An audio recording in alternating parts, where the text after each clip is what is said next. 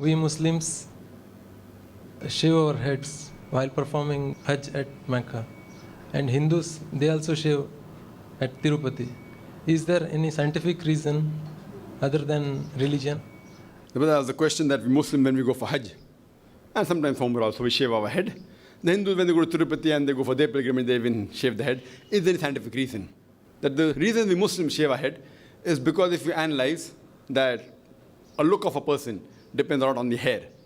Therefore, you have hairstylists, different types of hair, and then you have the punk style and this style. And even the ladies, that's the reason that Islam says that a woman should cover her head, because the beauty also lies in the hair, different hairstyles, etc. Now, when we go for Hajj and we shave off our head, it's for humility. That for Allah subhanahu wa ta'ala's sake, we're humbling ourselves. So it is mainly for humility, not that Allah wants our hair. Allah doesn't require, even the animal you sacrifice, neither the blood, neither the meat goes to Allah subhanahu wa ta'ala. It's our piety. So we're shaving our head to show that we humble ourselves before our Creator. So that's a sign of humility. That for Allah's sake, we're ready to humble ourselves. That's the reason. Maybe that is a similar reason why the Hindus may be doing it. Maybe. But I mainly in my talk, people ask me, that why didn't I use these examples in my talk, similar to the Hinduism and Islam? And I said, I'm talking about those similarities which are not known by the general public. And certain things may be a coincidence or may be a fact. But that doesn't get them closer to Tawheed. For example, we circumambulate around the Kaaba.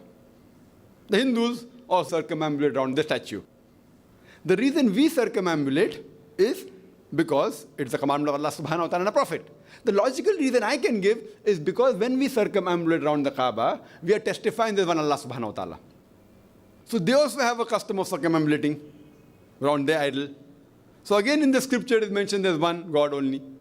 So I mainly have gone to the scriptures, quoting their scriptures about the authenticity, which is more powerful for me rather than quoting these examples, which they'll be satisfied.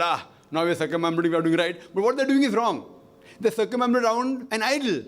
So I purposely leave out these similarities, which may be very striking in front of a normal human being, but may mislead a person.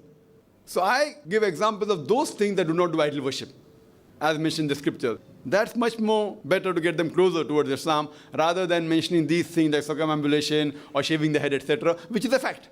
So why we do, I'm giving the reason. It may have been the same reason there, but because they've manipulated it with an idol, which is not the case in Islam, the moment I give that similarities, it may mislead a person. That is the reason in my talk, which is commonly known by many people.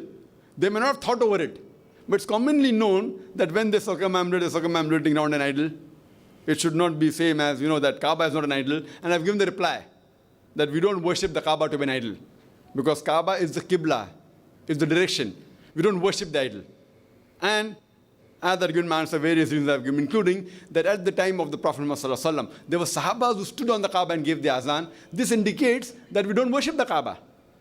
No Hindu will stand on the idol he or she worships. So I bring out the differences also, not trying to mislead a person. That's the reason I didn't include this. But the reason we shave our head is for humility, humbling ourselves in front of the Creator. Hope that answers the question.